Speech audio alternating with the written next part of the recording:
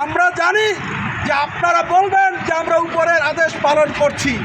আপনাদেরকে ভাই হিসাবে আমরা বলতে চাই, উপরের আদেশ আপনি পালন করুন, কিন্তু সংবিধান বলেছে যে সেই সব আদেশ কেবলমাত্র পালন করা যাবে যা অসাংবিধানিক নয়।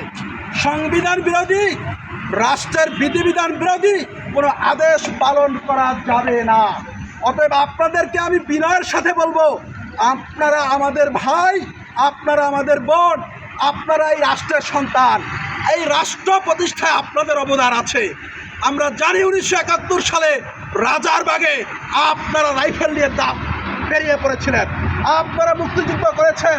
কাজে আজকের এই বাংলাদেশে আপনারা কোনো দলের পক্ষ নিয়েন না, আপনারা কোনো গোষ্ঠীর পক্ষ নিয়েন না, আপনারা আইনের সদস্য হিসেবে, আইন শৃঙ্খলা বাহিনীর সদস্য হিসেবে আপনারা জনগণের কাতারে আসুন। আর কোনো গুলি করবেন না, আর কোনো গুলি করবেন না। আমার একটা ছাত্রের গায়ে গুলি করবেন না, আমার একটা জনগণের গায়ে গুলি করবেন না। যদি আর কোনো গুলি করেন, যদি আর কোনো গুলি করেন, আমি স্পষ্টভাবে বলতে চাই, আমরা বিশ্ববিদ্যালয়ের শিক্ষকরা লেখাপড়া করেছি, আমরা বিশ্ববিদ্যালয়ের শিক্ষকরা আমাদের বিবেক কাউকে বন্ধক দেই নাই। আমরাও গুলির সম্মুখে যাব, আমরা জীবন দিব।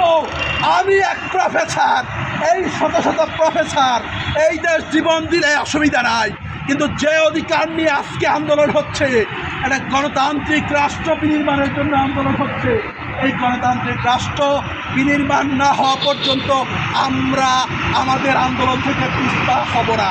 আপনাদের সবার সহযোগিতা কামনা করছি। ধন্যবাদ।